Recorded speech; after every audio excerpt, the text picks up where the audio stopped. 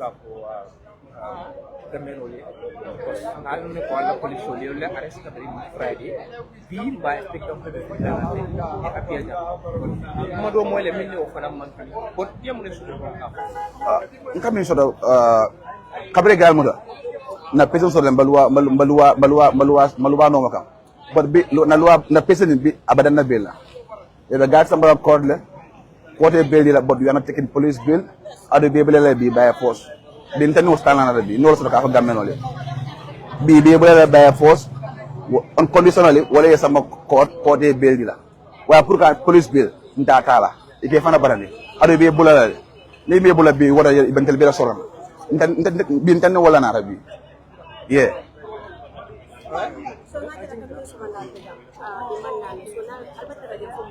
well kabrin so mana bilane man bolo kata kamba expect kanko bi so mana gal mana code so ning gal mana code ngal be tara kairaba police station le min be kala wala kala wala yebula wala mo be arrest but wasim banko fanan loi banko lem so ngol wala no maka but idel police lo fanan ni loi tinya am fanan ba tinya ni ital mina ka loi ya implement ya bambandi ni ital mo dam no ni tra ka loi ta ka muti bloco na ika pikan jus min diare baki kan fanan min diare ndal fanan bole kala ni country mo fatate mo batate gamelon delatam so nañu ted bi respect and dignity pour so media okay ñoo dégal li nga xam ne loolu la sa wax bété rek ñu sété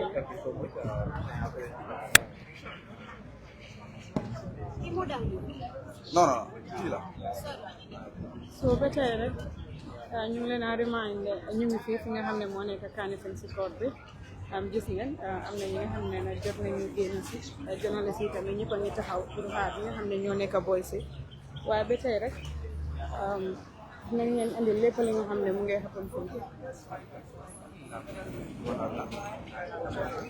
police wol lefto men ke bulale ni last minute wala pour ka diten pour ka bel dila bari e balantale kaje ko pour ka belta isaje ko la sena kuntum o siandi mbokk yi ñu ngi leen a sant di leen gërëm rek di leen wax ne rek yéen a ngi seetaan Civil Press ak Titre time bi nii yéen a ko dégga ñëpp a ko dégga ndoor si members of GALA ñu ngi express seen dissatisfaction si li nga xamante ne loolu la leen police yi def ak seen collègues yi fekka leen rek ñu ngi celebrate seen anniversary at the Youth Monument fii fi nga xamante ne foofu lañ demoon on Friday am permit ci Kanifing municipality Kanifing Municipal Council pour ñu def seen celebration waaye buñ demee start seen celebration rek police yi ñëw nañ foofu neen dañ need permit pour celebrate waaye nag ñoom lu nekkoon seen wax mooy loolu mënta am parce que jaaxuñ bañ luwaa soxluñ benn permit su doon ne da nga protest wala da nga def procession mënoon nga ut permit ci police yi waaye lii celebration la like any other celebration yu dee happen fii si Youth Monument bi fii so fii la affaire bi tollu jamono yi nii ñu ngi xaar di expect rek whatever is going to happen here dañoo fexe rek jox leen xibaar boo xamante ne dina nekk xibaar bu leer nañ gis ngeen jamono yi nii ni ñaa ngi taxaw Mr. Jawne, you have 1 or 2 words? Yeah, I prefer that. Ika kenya di pe makola. That is Mr. Farmer Jawne. People show how to say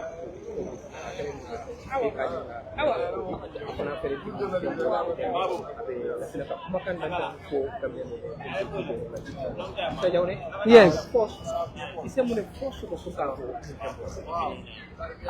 Follow mba fala alhamdulillah rabbil alamin ngala taala tentu bari mbelori njambin ni ku ya ba menga niyo ku ya wala munyinti ko ntolu yenyi lollon like janne yaya jamme jamano la sinya jama nim police ole krimba so like jankata mile 2 kata 4 police headquarters ala yake 2016 kabrim pareta ka banko falling ngoninga falindro kala la manza baya kan hada madungula nyanto wobe tankala nyim banko kanne yara fantulu malon kamansa kunda falinda mandamang wadamang oboka mola nyanto tankandi bari membe nyanto tankandi wala be luwali so la luwali men yalo wolle nyanto tankandi bari be man sakunda so na menga lonko wala be nyanto bu nyaala ko mi luwa ya safe nyamen mfele mfota wala nyim banko kanja wala tin ko bi niyo be ku yari bake ko lungo men boko bi mbe murla nan jambi katar nyin kusi fa kono koteke wakatam bulu ni ku ya ku baleti bar dum ni o si ku ya nyaawo nyanding ni ngam fanja men kono doron ngaje ko alalla nyininta wala bar ala si lan nyina la nyaawo nya men kum maya ta wala mu nyinti ko mbe nga lonko police o le nyini muta menna dalila kante gambe la loi senia tale wala mu nyinti ko iye la sanji kilingo ila fita wala jurala iye muta dinkira mento to ka programme o ke to le wato watindi hani kar kilin ko man to nga programme o do ke jele antol banta police ya nga fagon sulata pamite le ko adu jannu e ke mo jama ka programme o ke je ka anniversary ke jani ko dawol police bo kana je men tamu je to wala mu KMC wala silo di la pour ka je use police o le bene mutala munela woto bi mbe jikiri men na bi wala mu nyinti ko ba loi men fo 72 hours wo tambitale bay fosi foysi bula wala yana ta kitola woto mbe jikira la koy be nala jam ni na tan jikita men na kito fa nan bulu wala mutilimu ni toñati adu jikita wala ngalo ne ko wala be sotola na carte mento bari kafo ko manni ku ya soto hani wo ko modu man dem malati ni ku yata bari ni ku ya nyim pour ka bonka wala mun tol gambia dum ni folu ntol men balanta dictatorship la kabrin 22 years sit banta nyim banko kan ntol gambia dum le be na murla nan koteke nga balan kaje ko na nyanto kana tinya nga balan kana son kula menga lon ko asinna hada ma nyanto tinya nyim banko kanja la mi si ya pole ako men la tanyiri kan amanjere nga saywol kan so CSO civil society organization ngajele na men sute itele modi mi alon be jande yin tambo you have a message for them pour ka ko yeba yalong nte to nyalamu mu kafo dole nyaton koti ya fu nyamin executive director be kanya bar ni tataji be fanan nte killing hanin dem mona taraja kamun tambe nya fa jamale ben kungula bawo ni ko civil society coalition on security sector reform in the Gambia ala yake bi am the chairman so wayatin ko hanin dem man tarja na fa jamale ben kungula barin si men fo adum fanan na umbrella body men ka tangoti ay statement o issue le fanan adum to fanna statement o be silo kanne fana at the level of the coalition so si men fo no e do be men na do ngam bambala ngam bamban solidarity nyinna ñun ben be mara mutarin teng mote ko no men be nyinke kan ka be todi ala nyinin kan ibo kam mojo ibe ba ke kan pour Gambia kendo ndingulu nimma mari ngulu ben bena sinin Gambia to le ko le al men takitelu kana o taki oto du ni wolu bo kat ke kan iba ke kan bele en Gambia dingulu wala civil society lembang fe man sakunda do ko labang fe man tar do ko la fo student no miti bang message men menti wala min nyinti ko ñi be mento be Gambia ye wala je baye be Gambia ko le to banku dingo be sa wakiloti mbe nga finti ngaje ko be mento wala mu to nyati ngefa sa kan kaje ko na banko kana mur dictatorship kan you made mention of the security sector reform. Yes. Do you think could the millions of dollars have been spent on the security sector reform, but still people actually accusing PI officers of pulling out of brutalization of all that? Also, with regards to the security sector reform, of course, we go back to Mandinka, right? Yeah. Yes. So security sector reform, wala mun natanko bundalu, biringa police kunda, for soldier kunda, for SIS, for immigration lembang, and ajiare lembang, for prison lembang, for fire service, imumo be, puru kaje ko man sakunda esim fada menta 2017, kaje ko ila tamandi nya nyinga faling, yeke security de menga lonka mantar man satankan kanda mang anim man sala bundalu, bari ka banku dingul be tanka anila soto fengolu, anim mo ko tangol men be banko kan kambe tanka. That is human-centered security. Sa mbolo kumandika. Yo ni ko fo falindrol sotla je mba fala ko falindrol men sotla je akanyantale. Falindrol men sotla je akanyantale. Ka du ngam fo mandika diamu fo ko no jawolo nyinti ko. Ma mi ko lungu men boko bi. Mbe sayla nyin kusi falu kan. Ha nga police jede kayta jamale de data. Kaytol de data, strategy de data. Kaje ko kanna tanko bundalu. Ye falin committee RRC ye ko men yitandi je ko tilimbali alu menike pour wolu kana na ko de nyimbanko kan ngawo kayto lu jele wo ko lu ngejele itamata nyimbanko kan jang adun ka fon no telephone nimman sakunda anin ONS anin bunda jamalu kaje ko tanko nyin na sartol ya fa nyamen ay tama o nyama But it tata mo kan le mi tata ordinary person in the street. Iya nyinin ka bawo ni mol ka kacala civil society. Mol ka men fonye ko wala min ko tol man falindiri je. Halin tel sonta falindiri dingo men nga men je tama kanje to. Mo jama sonta nyina ko tonya falindiro nyimbe lamfurinne. Falindiro nyin is too slow. Anun to lafta fali nyamen mawojede. Natar ntafani ya fole. Lafita fali nyamen mawoje. Abe safering abe seniaring. Kaitol bede data la benta. But bitin katama in action. Mawajede. Hade. Sandy, not a boys will man. Oh no, yes. Security moment Yes. Advanced team so yeah, boys will be not a man Oh no, so let me see what Jabile, since I'm not an executive member of GALA, but this concerns all of us. So, Simfada Lube Jele many betala come la misia for Yamento, but funding ke lumeni be GALA and funding ke kotol member ya mate and dio mwele. Ikoni me not inati jambi, to the fanambe parerine, it will be a tele cancelo kono. I'm a yo mwele. Funding ke uluofole. Yon tola Carola mbe menkela, mbebola jandro mbe kaito safela. Kasamba officer of the national security kai tandila ntollo la menti ani tol nyanta menkela man sakunda yelo ndi menkan baye be lorne pour kaje ko nyintan ko bundalu be tama banko dingul la fitala nyame mol la kankan bar ni man ta mol la kankan nsila bundalu konkon no ke hakilo bendi ko yela do ko ke ha mo do ka fulo ko alka kai to safele all the time like albuka action ka so you can't have a better action than this. I'm here in front of the court. Right? Yeah. So, that's okay, but we appear in person. No. And I think that's important. Yes, you've been mentioned, you told us you've got to be honest with the public. Yes. You haven't seen much changes. Yes. But you haven't actually put in the practice. Yes, right? yes. So, yes. What do we expect moving forward? Because you are showing people's actually or whatever. Yes, yes. Now yes. that people actually rely on society to actually impact change. Yes, yes. But now that you are someone working there, you haven't seen much changes. Yes, yes. So, nga silo lulandile, pour kaje ko mbe man sakunda enjay la nyame kadu nyim banko mbele dentala man sawo man sabe steering ita banko do kuno la isawola na tari man civil society la support soto no hani dunia molu ka bank man sakunda makoy rolu men bele ye civil society no la suute jele oton dol fana nga lo la soto nyin ko na du nga o suutele njikita la man sa fana ya suutele simfali be mbulle pour kaje ko falendiro nyi be kala nyame kunun kole ni ntebota nan banko be yaay kan ni office of the national security wala bo konole office of the ombudsman national commission national human rights commission wala fanam bo konole nga banko be yaay bar kabirin tol nata ko teke na kafudingul dol fanam beje wala fanam murta ko teke pour kaaji ko banko dingul fanan salo ni ko security sector reform mo ne fam mo ni reform ti kan ni banko dingul malo hani sa be kole alale andu mol la fitaay kenya men man sakudasi wolong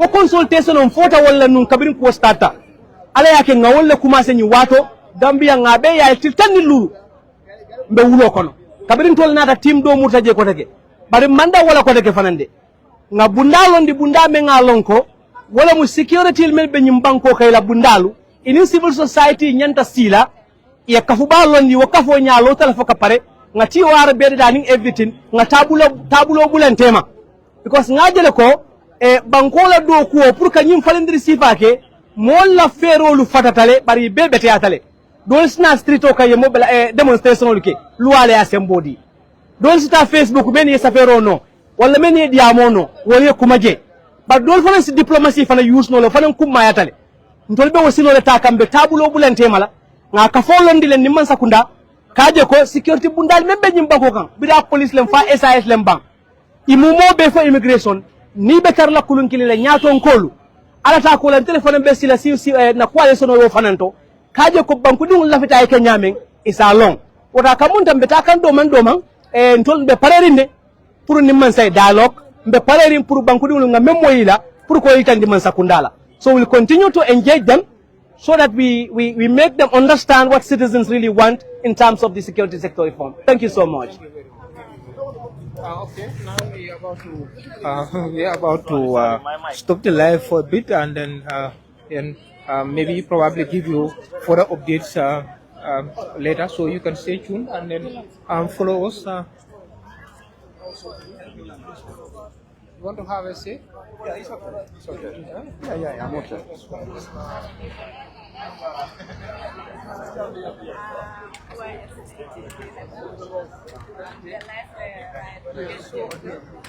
And tell us your name and your message. Yes, my name is Lamin Fati. I am a Gambian based in Italy. Yeah. So what message do you have for Gambians? Of course, your purpose and then your message. Well, this is very clear and simple. We are Gambian youths who are out to make sure that we fight for legal things in this country. And we all remember in 2016 what we fought for. And it's the same thing that is coming back. And we are saying no to that. Friday we came here to celebrate. This is just like a naming ceremony, just like a marriage ceremony, which is very normal in this country. You understand? And we were permitted by the council, but the police and the government closed the IGP. They insisted and declined, which we were never happy with. So this is one of the reasons why we were arrested and taken to different police stations. And we are saying no to that. You understand? Gambia, this is a country where we all belong to. You understand? I have been outside for so many years. I have been seeing the developments in outside. We met them there. We meet them outside, the ministers and most of them. We tell them, you see what we're seeing here. But here is very rough in this country. So we are calling on the IGP and the Gambia Police Force entirely to release our boys and make sure that things go the way they should be. You understand? Illegality will never be accepted in this country. We are not going to relent. GALA is here to stay. Whether you like it or not, we are going to work on things that are beneficial to the Gambian people. So whether the government allowed it or not, if they refuse to release our boys, we're going to stage another demonstration. All of us will be arrested. We do not care. As far as we are on the good track, we will never relent. You understand? This is very simple. And we need journalists too. I just want to make this clear. We need you people. There is no development in any part of the world without journalists. So, and you're going to post everything we said. You understand? We want the government to hear this, especially the IGP. We are not going to relent. I told them yesterday, we are not enemies to the state. You understand? We are all ones, but to intimidate us, we will not accept that. I was very angry when I went to Kotu Station, when I saw my sister Maimuna and Kadi in that dirty place. It's very pathetic and nonsensical. So we GALA and the Gambian youth, we will never accept such in this country. We are not going to relent. You understand? It's very simple. This is our message. What does this mean for our democracy? Well, we don't have democracy in this country. This is very simple. If one said, they will say you are lying or this, but we have no democracy in this country. Gambia does not know anything like democracy. We copied from Western world. And what does the Western world define democracy? It's quite different from what we have here. You understand? I have the right to say what I want to say. As far as I am not violating the law. So, but if I say something against you, you said I am violating your law or your right or whatsoever you believe in. And this is not democracy. We have no democracy in this country. So to answer your question is, we have no democracy in this country here. There's no single democracy. What we have is dictatorship. And we are not going to allow this. We will never allow dictatorship in this country again. Yeah, thank you so much. ñun ñoo ko déggandoo gars yi comme ni mu ko waxee rek si angale mooy ne Gambia ba tey amuñu li nga xam ne moo ne am na ko bëgg a wax ak waaw ba tey rek di leen a remind ne waaw moom waxoon na already so ba tey rek di leen a remind ne ñu ngi Kanifing si code bi di xaar ñi nga xam ne ñoo nekk GALA boy si nga xam ne jot nañu téye gaay on Friday nañ leen andil more information right now dañu apply ba si kanam ñu ñëwaat won leen li nga xam ne moo nekk di happen fi thank you so much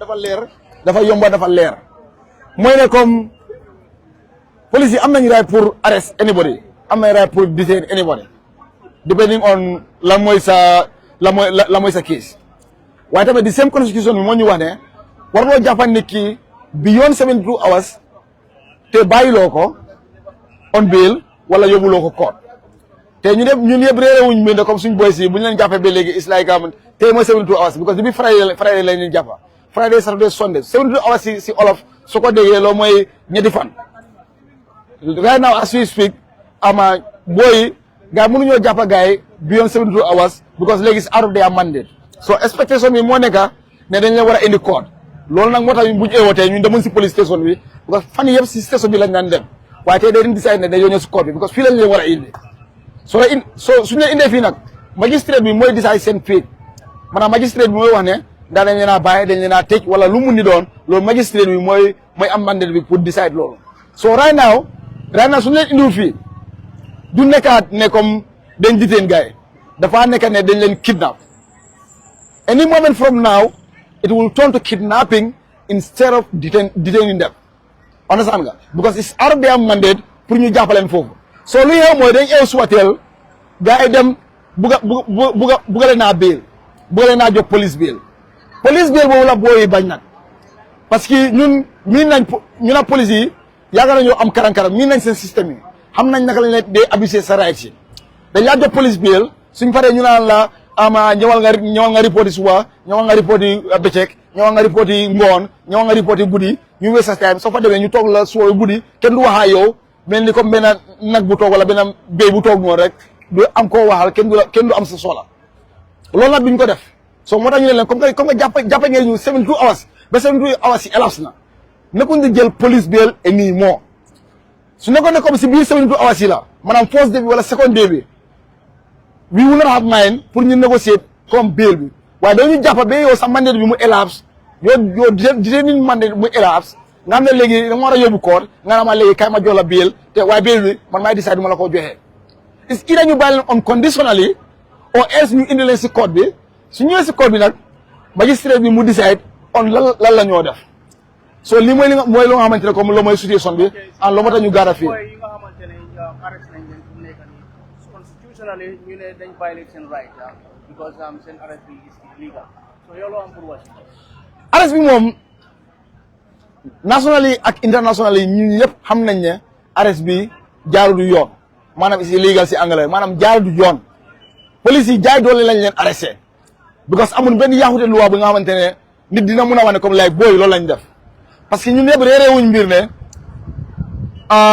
monument Westfield monument bi under council bi la nekk mooy council bi soo ko déggee mooy KMC maanaam ñoo amee monument bi ku fa bëgg a def activité yaa xam ba activité bu mun di doon si council bi ngay dem du si police yi ngay dem de si council bi ngay dem dafa am amaan boo dee fay dafa am agreement yoo dee d'accord ak gars yi soo d'accord ak gars seen rules and regulations and everything attached dañ nga fay soog laa jox nga jël sa bés te ñun exactly we went through all those procedures dem nañ fa d'accord nañ ak gars yi seen agreements yëpp amaan bu ñu caaj fay nañ ko ba mut gars yi jox ñu permit ñu jàppa suñu bés boobu nag lu dafa boo ko leeral mooy ne ñu bari dañ fa woon ne booy dañ leen jàppa si protest booy jàppañ leen si protest te boo naa lii mu leer bu ñu leen jàppa booy du affaire protest maanaam dañ doon màggal suñu bés bi maanaam bés bu waaw wane ya anniversaire si olof mooy ne comme la bés bu nga xamante ne boobu la gala juddu mooy on Friday 8 May loolu lañ doon màggal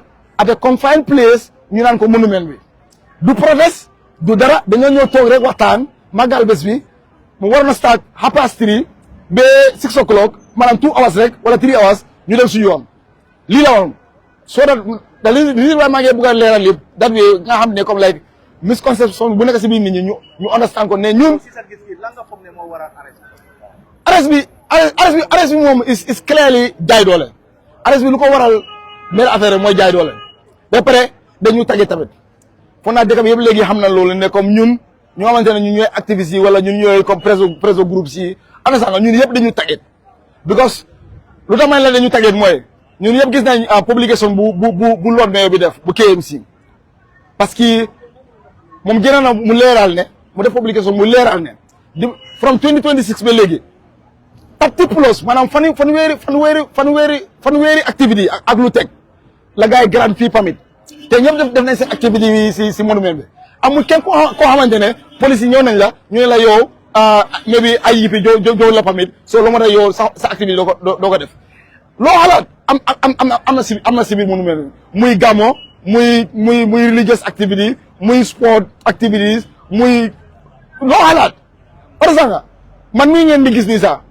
ngeen di gis nii on the April 10 11 students yu gay jamono jàmme ñu doon def suñ commémoration bu yàggul April 10 11 man maa amee woon affaire yi organisation yëpp maa ko amee woon te suñ activité yi def nañ ko fi si jàmm salaam kenn ñëwul si ñun ñu ne mun nañu ana seen police permit the only permit bu ma obtain noonu as head of that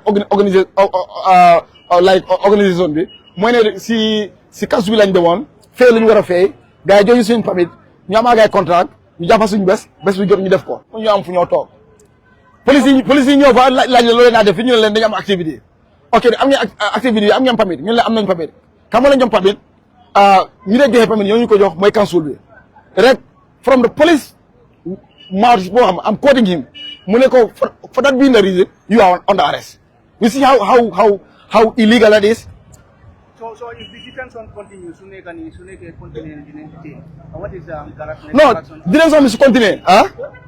It will be on record because you're not in you never dañoo arrest. Detention is continue.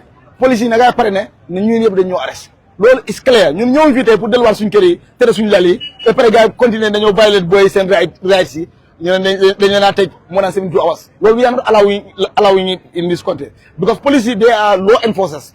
maanaam ay nit la ñoo xamante ne ñoom ñoo war a garder loi bi loolu mooy seen liggéey seen mandate loolu la so bi seetaan police yi di yaxal loi bi si maatee ñu bugg a jàpp suñu booy beyond 72 hours we are not allowing that loolu di xew.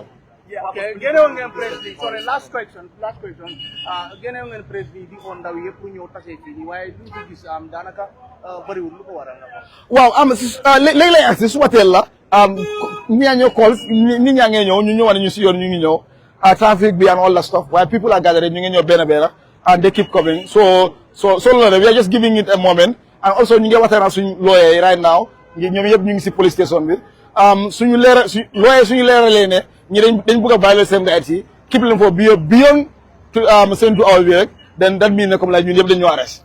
Yeah, I believe you must have visited your colleagues probably not going behind bars at some point. What is their living condition at the moment? Like I keep doing the update on their living condition. Like the condition is very, very inhumanly because as we are all aware, when it comes to our cells and our jails, because I have experienced it, myself. Looking at the jail condition, you can tell how filthy like those cells are, because on the first day when the boys were arrested, we had to go and buy some perfumes. Some other towels and all this stuff almost, just to clean the place, and some insecticides as well, because there were a lot of bugs, like ants, you name it, whatever cockroaches, whatever you can name. So those are some of the conditions that they are going through, and as well too, I think we are also aware that like it's 15 of them that are arrested. So 3 out of the 15 were transferred to Kotu Police Station, and Kotu Police Station is the worst detention center in this country when it comes to detention. And among those people is Galas and Maimunaba, and as well to a lady called Khadija too. So their conditions are not okay, to be honest. We had reports that one of the lanes have been denied sanitary pads. Can you confirm that? Exactly, I can confirm that. She was, because we all know, like we are in the month of, the month of the ladies, I will call it, and then her day was due, and she badly needed those sanitary pads, so we had to provide them because we had one outside. Whatever they need, we made sure like their needs are provided. So on the first day it was denied, until when we started making some noise, and then it was outrageous out there. That's when it was allowed. But on the first day it was denied. It was denied. Yes. Now, what does this mean for our democracy? Even though some people feel like it's more of a so-called democracy, what do you have to say? Of course, that will be the right terminology I will use. It's a so-called democracy, because in a democratic state, it's not expected for people to be arrested and their rights to be violated in this manner, in the manner in which the boys are arrested. Because we all can tell there wasn't any breaking of the law that the boys did. Everything that they did was just to gather, at a confined place, which they have a right to, and they were permitted, by the council to do so, like every other activity that ever holds in there. Like I was saying in Wolof not long ago, on April 10 11, I was one of the organizers that organized April 10 11, and then there was no permit, police permit that was granted to us coming from the IGP's office. It was just the normal procedure, heading to the council, and then getting your contract and making all the payments that are necessary, and then you are given a permission coming from the council. That's exactly what we did. And there was no arrest, no detention on anything. So they're just doing this to, at the end of the day, to look out for a way to break us, which they will not succeed in. And then we all can also attest that we are being targeted as well as activists and pressure groups in this country. So basically, that's just it. Yes, thank you so much.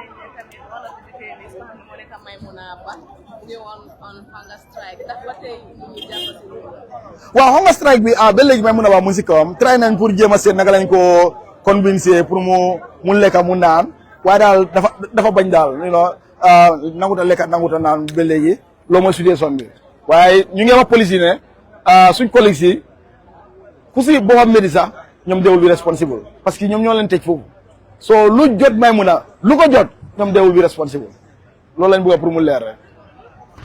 All right, thank you.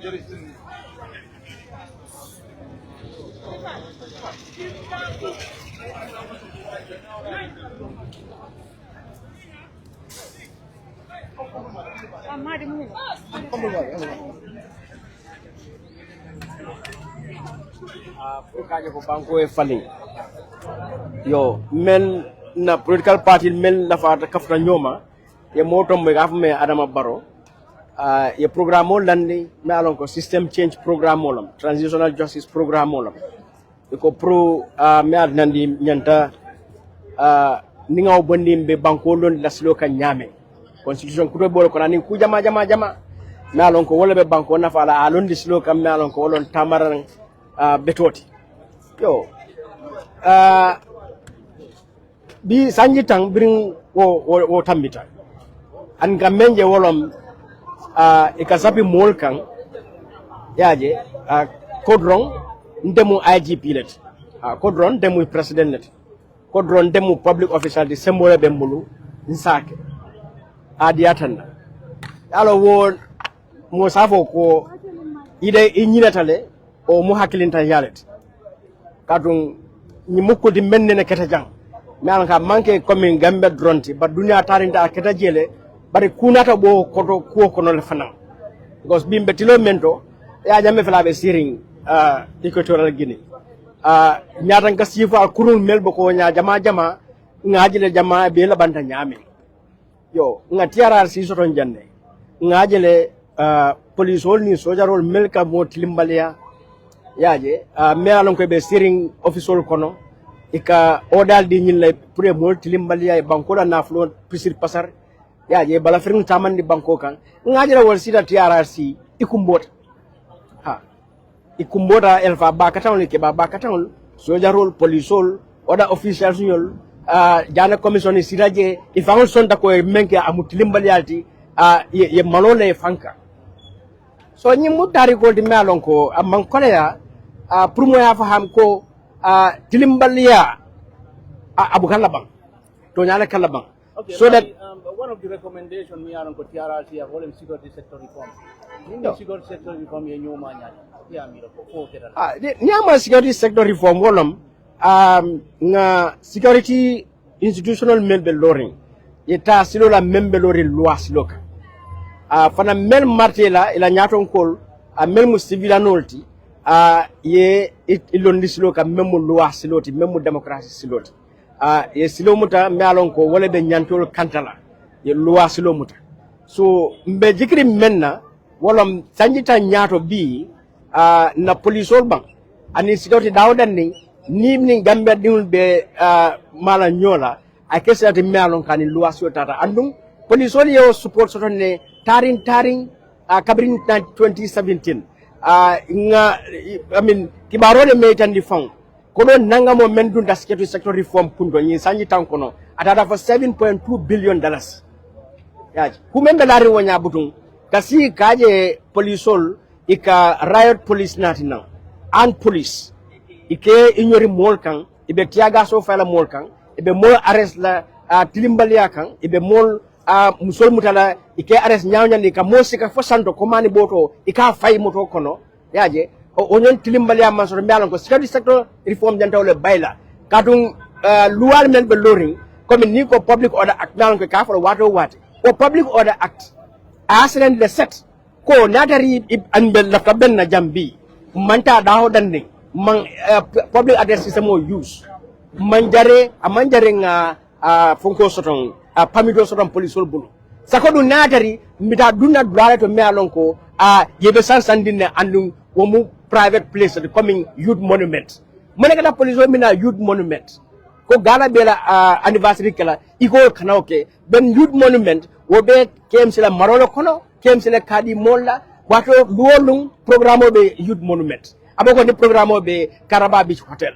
o programme be amin sarakunda school warande programme be stadium police obita mona ko eta pamido nyini mel marata odulato la wala kap ya fo ita yajo o ya di la free so nyine be caring so ni siga district reform solon tan nun ajite kuma fana nyin ko do fan ha ati police on de karaje ni na raje fana wolon drum bari police ol ni hana madul benta dawda ni na citizens ka fo loda dawda ni akuma da police ol lo drum kaje ko asike se dano si boje modo si manya ke memman sila e game law and order yo maintain yaji because police ol na do home wallet barka lo ka balang mol kana ben lato mialon ko inyanta benna jele ani luam silobe ta nyobulu alkabala wala fo alkata sabi mol kan nyala mialon ko asif wol mu falo leti o manke banko dingulti wa telephone manke banko dingulti so munem Edward Francis Small Center for Right and Justice la lodu la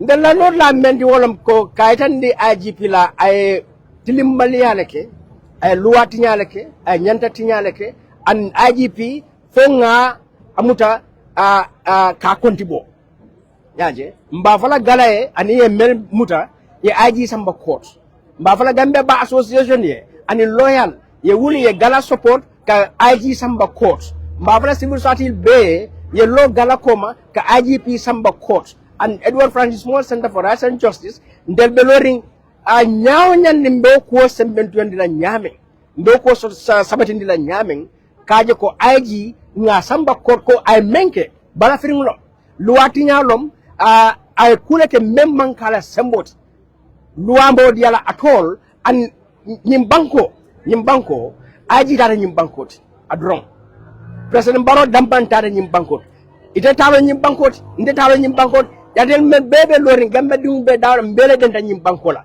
nyimbanko buga tamani IGP sidi muta ture la miro la o adama baro la miro o ndela lafino o etela lafino nyimbanko katamani na constitutional la akatamani luwal me ko nyelandi akatamani wosilol la itebang IGP president momonde mbe nyantam fallondi la wosilole ka luwa silo ka ngawsilo muta nimbe fundita we banta o mari iman luwa don tinyade ye gambe dingul bele doya ye gambe dingul bele makani nalon ko wo konti boro nyanda soton ndela lord la bol. So, Mr. Jawade, yes. Yatan nila kuma account panel kore ko yulla areso nimfumo imansula pamito la ila fradamento of violence. So ni fin dindi court bawo bi me expect kan ko nyanda futala ja. Inate charge kula fo be kelete jigla te ko surprise the day. As in surprise la yaje because in the first place imanyan ne arrest tilimbali along what. Yo bari manyan ne arrest date arrest. Along buta minda ko silang man charge me manyana lalek isanke fanam biti komi kumu mendati tabi o mean ko ya jamme dronno ke dunya tarin masakunda kurun tilimbalol mene alon ko man lafi lankene morning konti borola an mol mel kallo kaje ko lankene morning konti boro strong ikasapika an ni sapde kay sinaci tumirol le kam melon ka amma sodon fereng so menyinte momento e tumiru fula lañil kan birin kunun ko ngam faham ko on lawful assembly la bewnis and point le bang e property yenyina ibalo e free you understand for this time muta ko itele time was office itele time o na float o hamadu itele marta wolle itele o nyanto itele adi wolla ite ma je ko ite inu muñon hamadu di man fisa nyilti iman sembe sodoti ini kanta nyim banko kanne luwa membe loring abe bijele pral be o luwa kandal be tama o luwa sloka ite ga si kanjina